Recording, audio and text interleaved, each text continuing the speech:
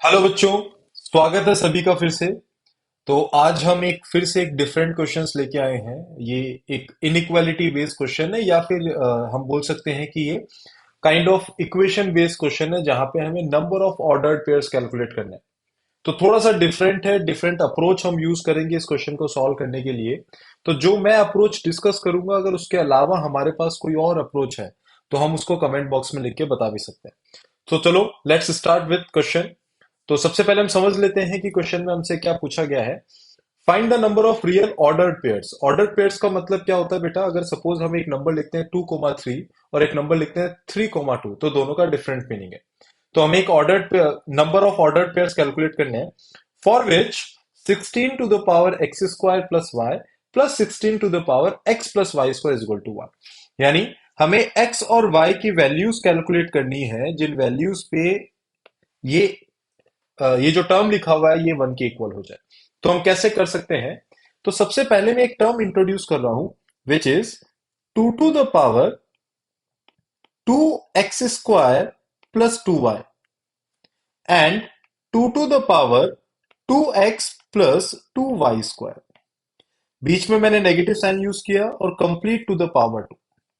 देखो ये लिखने से क्या फायदा होगा, जब हम दोनों इस टर्म का स्क्वायर करेंगे तो जो ए स्क्वायर वाली टर्म है वो ये फर्स्ट टर्म बनेगी, और जो बी स्क्वायर वाली टर्म है वो क्या बनेगी? सेकंड टर्म बनेगी। तो मैं बोल सकता हूं किसी भी टर्म का परफेक्ट स्क्वायर या फिर किसी भी टर्म का square is always greater than और इक्वल टू 0।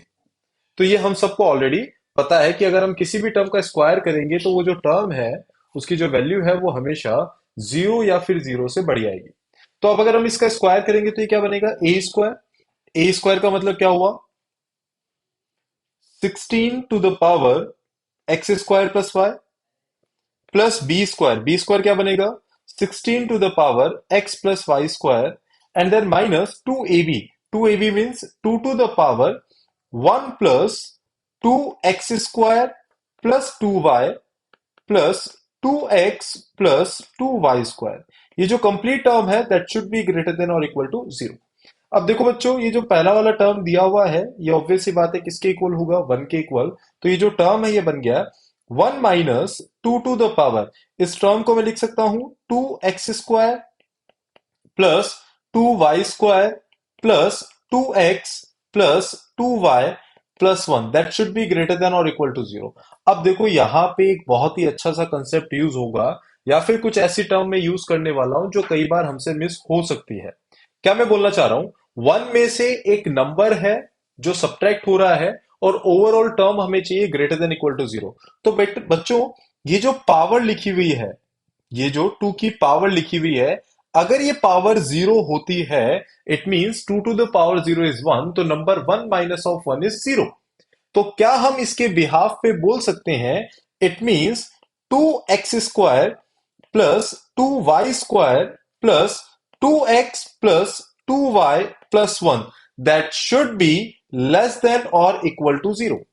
यानी जो टर्म लिखा हुआ है ये अगर 0 या फिर 0 से छोटा हुआ तभी हमारे पास ऊपर वाला टर्म 0 या 0 से बड़ा मिलेगा। ये ऑब्वियस सी बात है, क्योंकि जब हम इस टर्म को 0 बना रहे हैं तो रिजल्ट आ रहा है हमारे पास 0।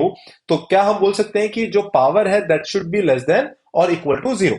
तो ये जो टर्म ये अभी हमने लिखा है, अगर हम यहां से 2 कॉमन ले लें और एक परफेक्ट स्क्वायर बनाए तो बेसिकली लिखा हुआ है x प्लस 1/2 का whole square plus y plus 1/2 का whole square that should be less than equal to 0। तो बच्चों अगेन ये भी एक बड़ा इंपॉर्टेंट कंसेप्ट है। दो परफेक्ट स्क्वायर का सम कभी भी 0 से छोटा नहीं हो सकता। It means x plus 1/2 whole to the power 2 plus y plus 1/2 and whole to the power 2, ये किसके इक्वल होगा? 0 के इक्वल। और ये 0 तभी पॉसिबल है जब ये दोनों के दोनों टर्म्स 0 के इक्वल हो।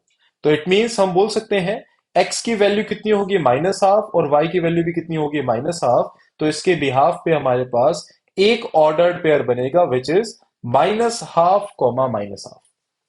तो यहां पे बच्चों दो बड़े ही इंपॉर्टेंट कंसेप्ट यूज हुए हैं। यस, ये थोड़ी सी डिफरेंट अप्रोच है, बट यहां से हम चीजों को बड़ा इजीली सिंप्लीफाई कर सकते हैं। इस टाइप का कोई और भी क्वेश्चन हो तब भी हम इसी तरीके से अप्रोच यूज कर सकते हैं, तो वहां पे वो क्वेश्चन इजीली सिंप्लीफाई हो जाएगा।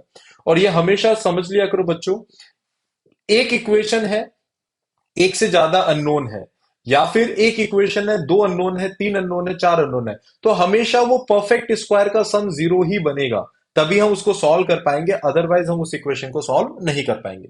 तो आई होप सभी को ये क्वेश्चन एंड सॉल्यूशन बड़ा अच्छा लगा होगा। कुछ हमने इससे जो जो भी हमारा इन टर्म्स ऑफ एकेडमिक्स है उसमें कुछ एड ऑन हुआ होगा। तो ऐसी वीडियोस हम डेली बेसिस पे अपलोड करेंगे, तो चैनल पे बने रहो। And okay, alright then, thank you so much.